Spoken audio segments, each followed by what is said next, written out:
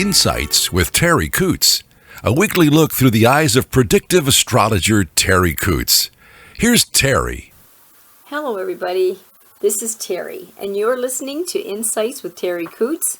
Thanks for joining me. We are going to explore together December the 7th through the 14th, 2025. It's chilly out there as I'm doing it, and I say chilly tongue-in-cheek.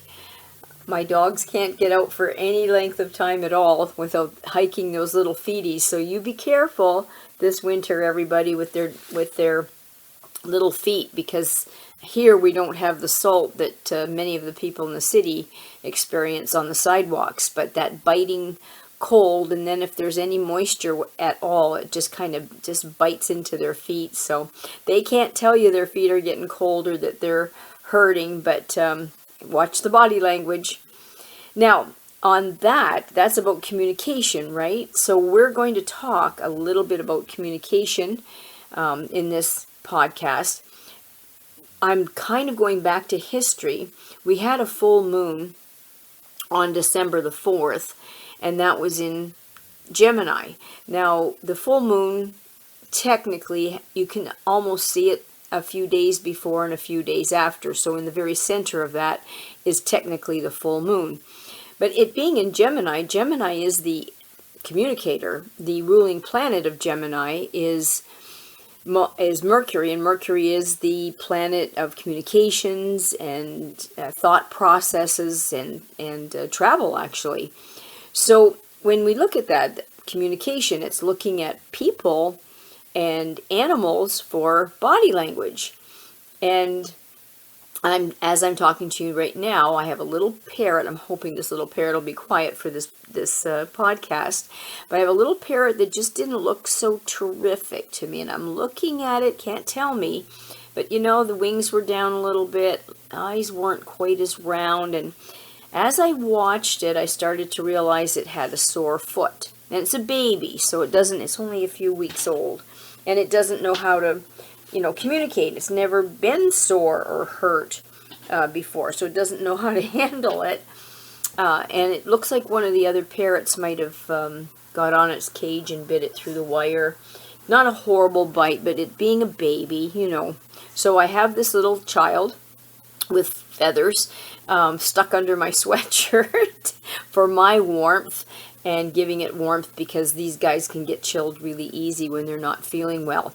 So I'm just got my fingers crossed he doesn't start squeaking, because he sounds like a squeaker in a dog's mouth that won't shut up. So communication during that full moon that we had, we can still feel the effects now. And then we'll be running into a new moon on the 20th. And that new moon of course, it's the opposite. A full moon gives us an opportunity to look forward to things and to make the most of something. It's full. It's when we gain weight too, just as an aside.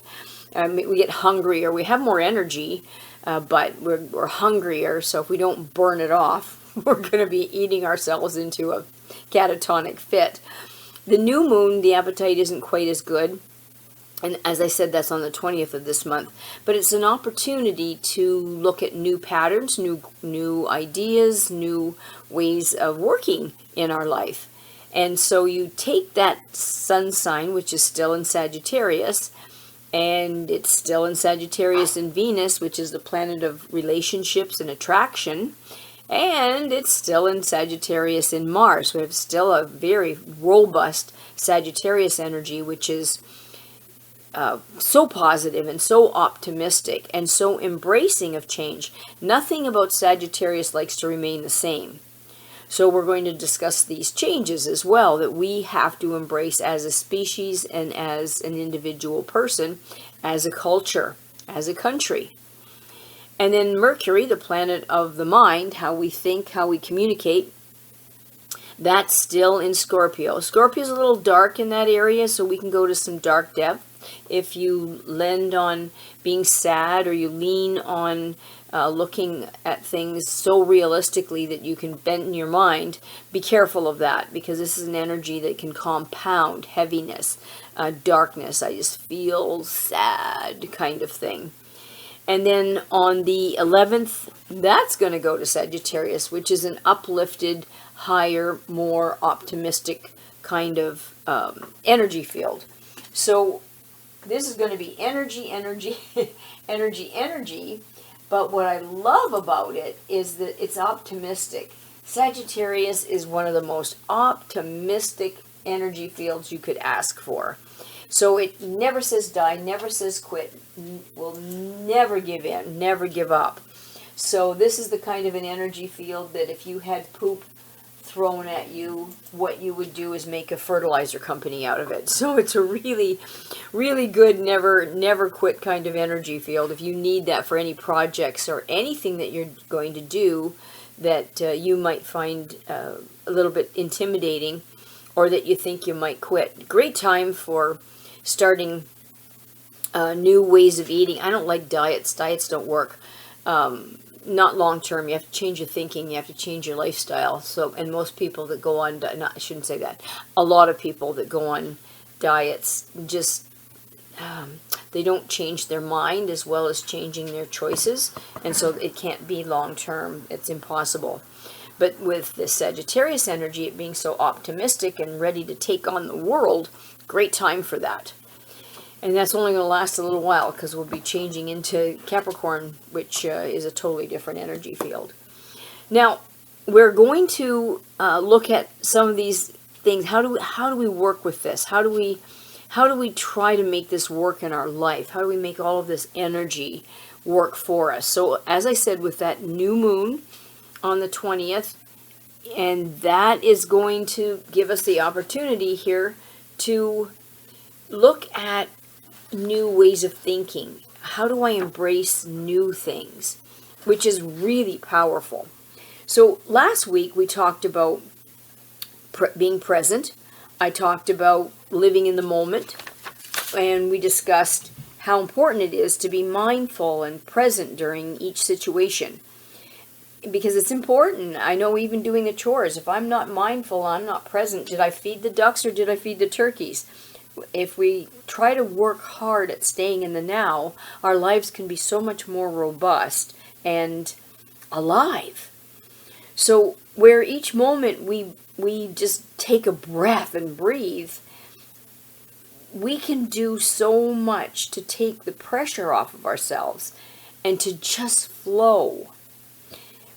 We just started to talk a little bit about change in the last podcast, and how change is inevitable and everything changes. I talked about my willow tree that split, and our body changes and our mind changes, our clothes change, our culture changes, language changes. Look at all the new words they've just added, and our goals are going to change. So sometimes we even change our history. And you think that can't happen, but it can, because we think of the same situation over and over again, and we change how we remember it. And so then we change how it presents itself. It's interesting, and there's actually a technique to do that, to get children over traumatic events, to help them change their memories. How we view ourselves will evolve. How we see ourselves. In Buddhism, the lesson of impermanence teaches us that nothing in life is permanent. And this truth, when we come to that truth that nothing is permanent, it can feel very heavy, and we got that Scorpio energy to make it pressure for us. So we think about our relationship. I was married, and now my husband isn't here anymore. He passed away. That I had visions of us walking the street, old people with our overalls, our farmer overalls, holding hands, crossing the street. In Essex, people stop for you. I even said we'd have fun with our wheelchairs chasing each other around the nursing home. Didn't get the chance to do that. So if I stayed in that, it would feel heavy. Not that I'm feeling great about it, but we all have to endure circumstances in our life, and how are we going to do that? So if we embrace impermanence, knowing that each moment in that relationship with that dog, knowing that, by 10, 12, 14, we're if we get them that old, they're going to be old dogs and they're going to be arthritic and they can't go up and down the stairs. So it changes. But if we can embrace the now and know that everything is impermanent and hold the beauty to ourselves now, and then accept the impermanence and the beauty of how it is, then that's the doorway to peace. When we stop clinging to what used to be, we begin to appreciate what is. And as we age, and all of us are aging, the world around us seems to move faster, and I can attest to that. A day goes by in a minute. And people who we love, as I said, can leave our life for one reason or another. And sometimes it's slow and sometimes it's sudden. So the face you see in the mirror, let me tell you, I don't care how young you are, may change. And the face I see in the mirror doesn't match the image I carry in my own mind. And I'm sure a lot of people feel exactly the same way as they age. Moments in our work. Moments in the roles that we have in our family, our achievements, all of that eventually softens into memories. So we might wonder, who am I? Who am I now? When the things I identified with are no longer here, who am I? And I see that a lot, I think, more with men than women, in that men identify themselves in a career, and they were a mayor, or they were a councilman, or they were something. And then as they retire and they lose any prestige, some have a very difficult time with it. Not all, but some have a very difficult time with just being a guy.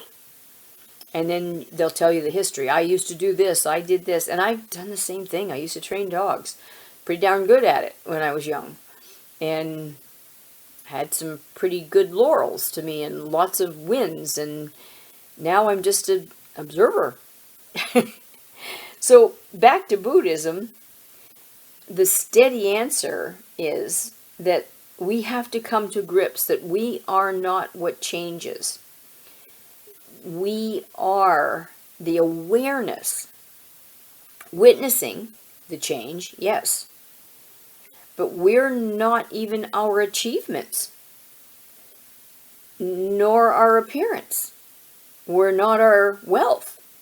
We're not our physical strength that we had, that isn't there anymore when I left a 30-pound bag of grain.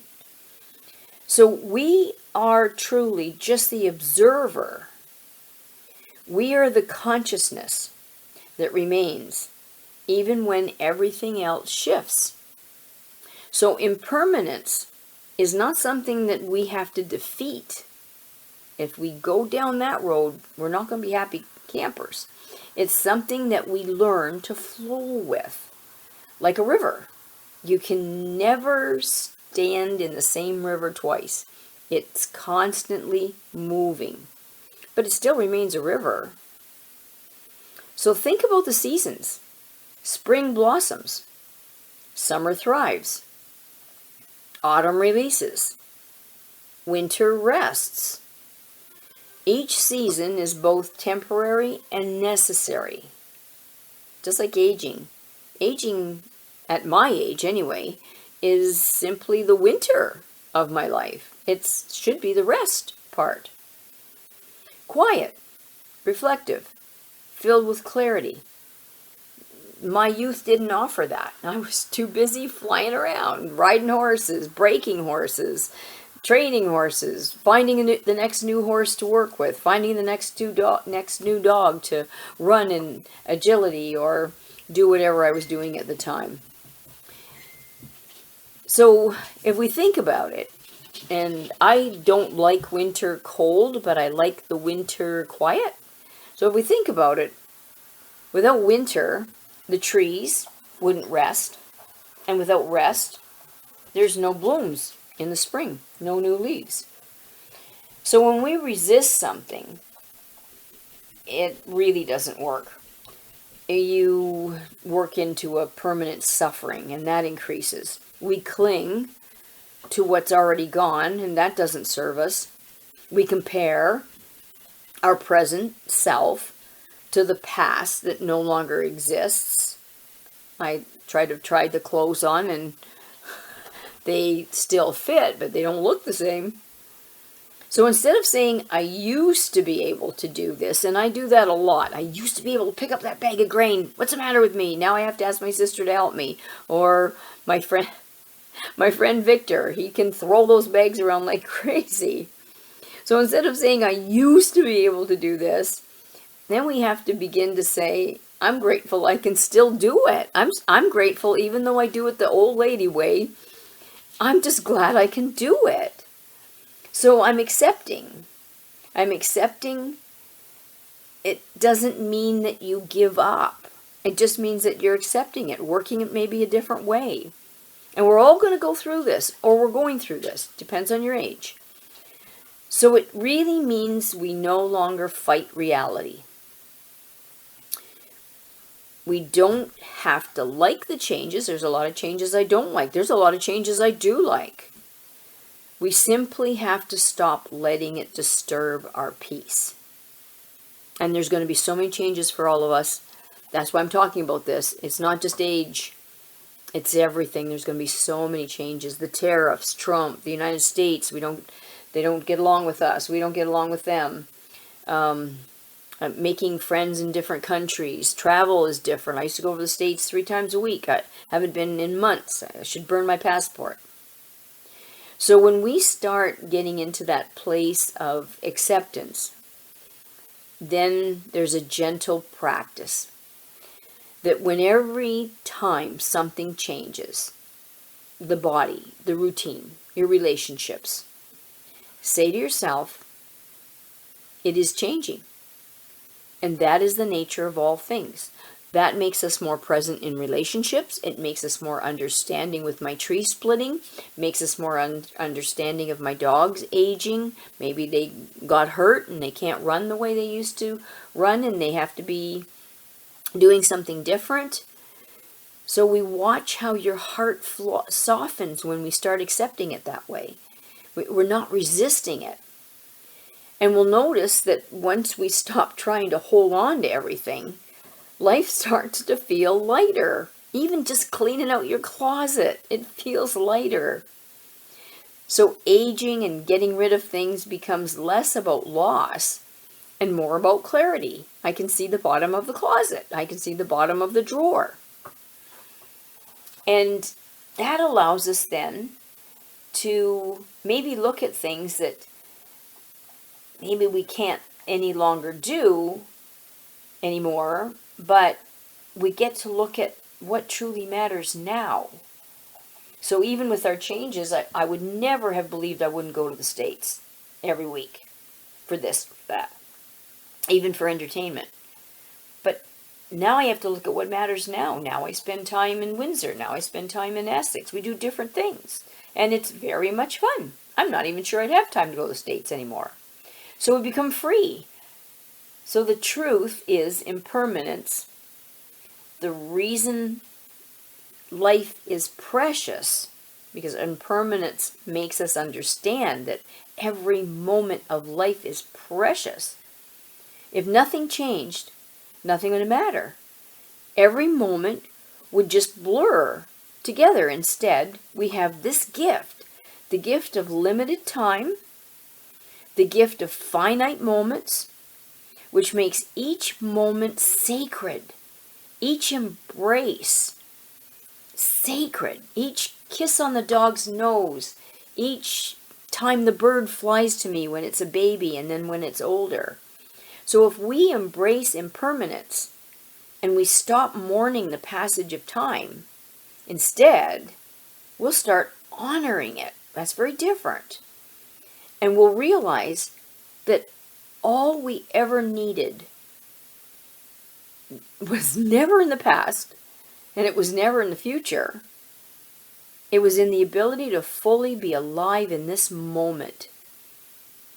And as I said, watch your dogs, your animals, your cats, your birds. Watch how they age with grace. They've taught me so much about aging with grace and compassion for themselves. They are compassionate for themselves once they realize they can't jump up 3 steps, that they have to walk up them now. And then become, I've seen in my pack, compassionate for each other. They're compassionate for my 2 old 15-year-olds, and I have an old 12-year-old, and they're very careful. As brain dead as my cattle dogs are, they are ninja monsters. They are juggernauts. But when they get around the old animals, they recognize the age. They smell them gently, and they're very careful around them. So they have compassion. Some of the working dogs, I find, fight it first. I've had that happen where they just fight it. And I've done, I guess must be a working dog. I fight it. I fought it too. And they fall. I fall. They fail. This, up the stairs, down the stairs. They try to catch the ball, and they can't. They can't adjust the spatial ability. They're not where they thought there was going to be. I did the same thing with agility. When the start line banged, I thought I was going to be at the 3rd jump, and I was still on the start line. So I realized I'm not going to be outrunning my dog anymore. And once they realize that they can't, that they don't have the endurance, that is just not there, they start to accept that change. And then they become golden. They become wise. They become sedate. They become settled. They become stoic. They're amazing. A senior dog, a senior horse, a senior parrot, they're amazing. It's a new beginning, really. It starts this beautiful golden age of quiet and calm. I love senior dogs and people. So being able to sit on the porch and watch the world, watch the pups play and not have to be involved. So my seniors do that. They watch the rabbits go by and they don't have to chase the rabbits. They observe the rabbits, they see it, but they're not getting up to chase it. They don't see anything in it. I don't see them mourning it. I see no apology. I look at them and I say, a rabbit just ran under your nose. Oh well, there's no apology that they didn't get up and chase it. They just accept it. Which teaches me the beauty and the grace of being still and accepting the new change, the new way of being, and being grateful for that. So this helps us to accept and to be so grateful for everything that we have now, and to be aware of what we love and how much are we loving and what are we enjoying and what kind of joy are we letting to fill our heart and our memories with everything. So that's what we have, not just for this week, folks. This is for a long time. But this is what we have in the spirituality of Sagittarius right now, just bombarding us with all of this positive energy and change and accepting of change and being independent of it. And I can hear my little birds waking up under my sweatshirt, so I might be having a parrot scream. I better, can you hear it? Wait a minute. See if you can hear. You're so cute. I'm sorry. I get a kick out of stupid things. So on that note, before this little bird goes wild, I want to thank so much Charlie O'Brien for putting this up on all of the platforms. He puts this up on Spotify and Apple iTunes and Amazon Podcasts, SoundCloud. He puts it up on YouTube, and then I put it on Facebook. And if you need a reading for your, your animal, yourself, even if you need some help with them, just give me a shout at 519-726-6699. You can text or email me at terri.coutts@gmail.com. And remember to tune in to Charlie's radio, all the classic oldies at the big 8, the number 8 radio.com. He streams. It just brings you right back in time. You want to talk about joy. Okay, thank you, Charlie, for doing this. I appreciate it so much. and all of you for taking your time and listening to me gobble. And have a wonderful week, everybody. Enjoy the end of the full moon and the beginning of the new moon coming, and your week, and everybody. Have a wonderful week. Hopefully we talk next week. Bye for now. Thanks for listening to Insights with Terri Coots. Visit Terri's website at terriworld.com. TERRI world.com.